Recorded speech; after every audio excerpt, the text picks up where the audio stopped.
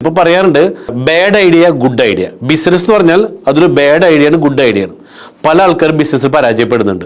ഈ ബിസിനസ്സിലേക്ക് ഇറങ്ങുമ്പോൾ അത് നല്ലതാണെങ്കിൽ ഗുഡ് ഐഡിയ, തോറ്റാലോ ബാഡ് ഐഡിയ. അപ്പൊ ഇത് ചെയ്യുമ്പോൾ ശ്രദ്ധിക്കേണ്ട കാര്യം, ഞാൻ ബിസിനസ്സുകാരോട് പ്രത്യേകിച്ച് പറയുന്നൊരു കാര്യം, നിങ്ങൾ ബിസിനസ്സിലേക്ക് ഇറങ്ങുമ്പോൾ ഈ പണം നമുക്കറിയില്ല എന്തായി തീരാന്നുള്ളത്, പൊട്ടിയ ബാഡ് ഐഡിയ. അപ്പൊ നമ്മൾ കറക്റ്റായിട്ട് സേഫായിട്ട് ലോൺ എടുത്തോ മറ്റുള്ളവർക്ക് കടം മേടിച്ച് ബിസിനസ് ചെയ്താൽ എന്താ പറ്റാന്നറിയോ, സ്ഥലം പുറണ്ടു വരും ബാഡ് ഐഡിയ കഴിഞ്ഞ്. കാരണം എന്താ, കടം മേടിച്ചവർക്ക് കൊടുക്കണം.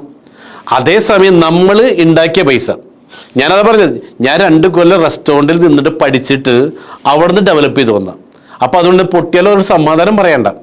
അതേസമയം ഇപ്പോൾ മിക്ക ബിസിനസ്സുകാരും കാണട്ടോ, കല്യാണം കഴിഞ്ഞ് കഴിഞ്ഞാൽ പെൺകുട്ടിക്ക് അവരുടെ വീട്ടുകാർ ഗിഫ്റ്റ് കൊടുക്കും, സ്വർണ്ണമായിട്ടോ എന്നേരും. ഇവർ വിചാരം ഈ സാധനം ബിസിനസ് ചെയ്യാനുള്ളതായിരുന്നു. ഓൾമോസ്റ്റ് എല്ലാവരും ആ സ്വർണം കൊണ്ടുപോയിട്ട് എന്ത് ചെയ്യും, അവർ അറിയാത്ത മേഖലയിൽ കൊണ്ട് ബിസിനസ് ചെയ്യും. ഇത് കുറച്ച് അവരുടെ തീരുമാനം.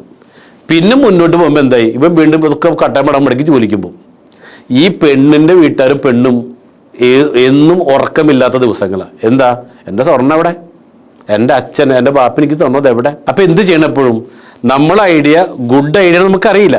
അപ്പം ബിസിനസ് ചെയ്യുമ്പോൾ എപ്പോഴും നമ്മുടെ സ്വന്തം കാലം നിന്ന് പൈസ ഉണ്ടാക്കിയാലോ, ഇറ്റ്സ് വെരി ബെറ്റർ. അപ്പം എന്തായി, ബാഡ് ഐഡിയ പോട്ടേന്നേ.